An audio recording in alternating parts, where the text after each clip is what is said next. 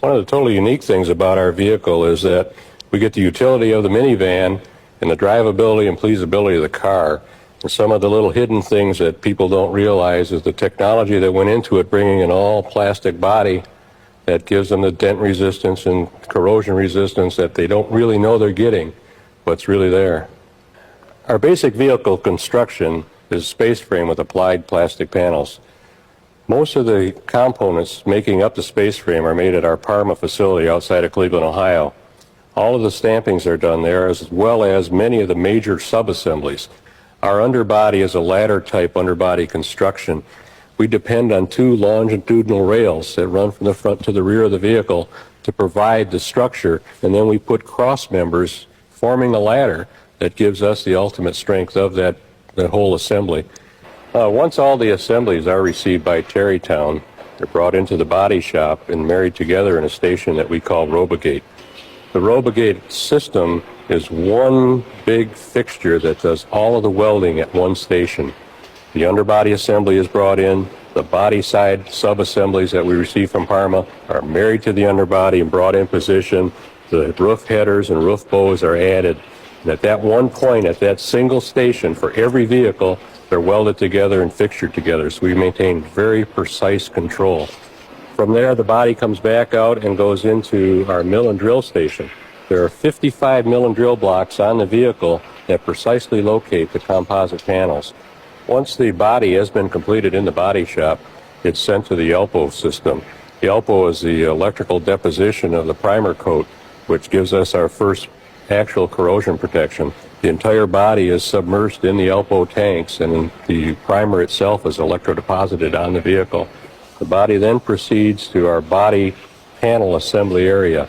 The panel assembly area is a hard automated area where the body sides are in lay-down fixtures. Adhesive is robotically applied. There's over 2,000 inches of adhesive on these panels. The panels are then brought to the vehicle and located dimensionally where they need to be, not where the body says it should be, but where they need to be.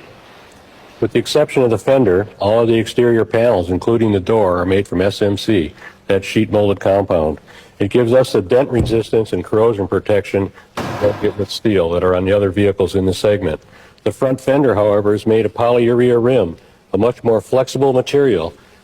Once all the panels are applied, the vehicle then goes on to paint.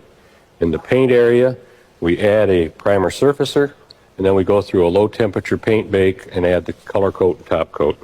Another unique feature of our vehicle is the size of our windshield.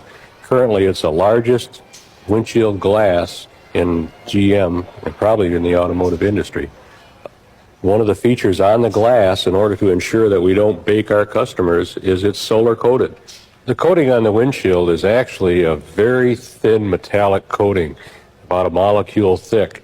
And what this does, it prevents the heat rays from the sun from penetrating into the vehicle, while at the same time not obstructing the vision from the inside of the vehicle. Another feature we could see on the vehicle is the instrument panel. The instrument panel is completely sub-assembled prior to installation in the vehicle.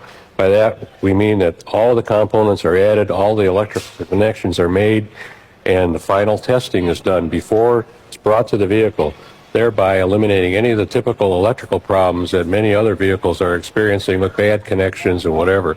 So we get a complete quality unit installed in the vehicle prior to the installation.